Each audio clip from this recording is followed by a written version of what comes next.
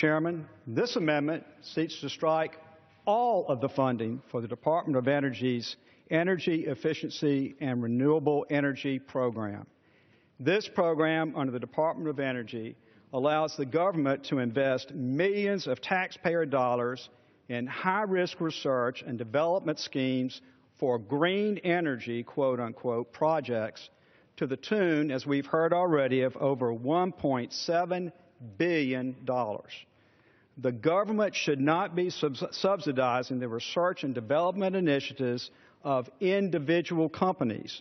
Competition and innovation have been key aspects of private sector success from day one in the energy sector and other parts of our economy, and the government should not take the role of a private investor. For example, the EERE program facilitated a $2.5 million grant to Massachusetts-based TIAX LLC to work with Green Mountain Coffee to reduce the energy used in roasting coffee beans.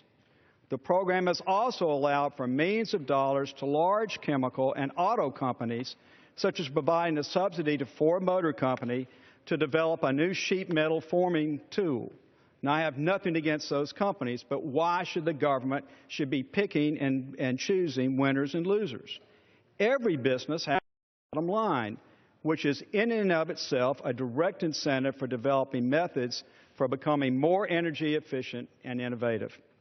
By subsidizing this small sector of the energy economy, which includes renewables such as solar and wind and allows for such focuses as to the weatherization of houses, we are essentially allowing DOE to spend millions of taxpayer dollars on unconventional energy initiatives and projects that place taxpayer dollars at risk and that are not likely to produce a return on investment.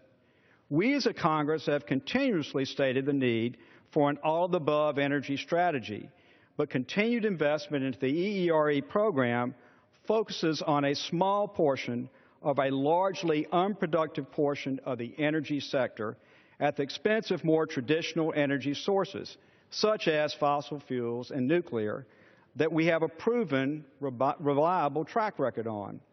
With regard to the national energy policy, the committee report even highlights the President's failure to adequately focus our resources on an all-of-the-above energy strategy, stating that, quote, his fiscal year 2015 budget request, like its predecessors, instead seems more ideological than practical, cutting, quote, this country's most important energy sources in order to increase funding for energy efficiency and renewable energy programs, close quote.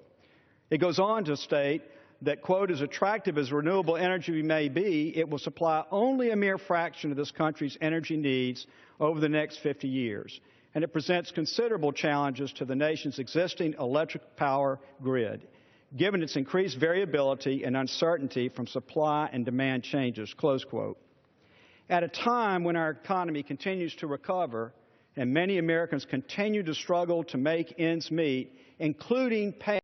their energy bills, we must focus on reasonable energy strategies that allow for the most affordable and reliable energy resources for consumers and businesses alike.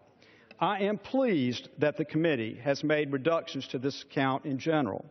However, I believe that eliminating the Energy Efficiency and Renewable Energy Program altogether under the Department of Energy will achieve all of our goals, while allowing savings to go towards the very important goal of reducing the deficit of this nation. I reserve the balance of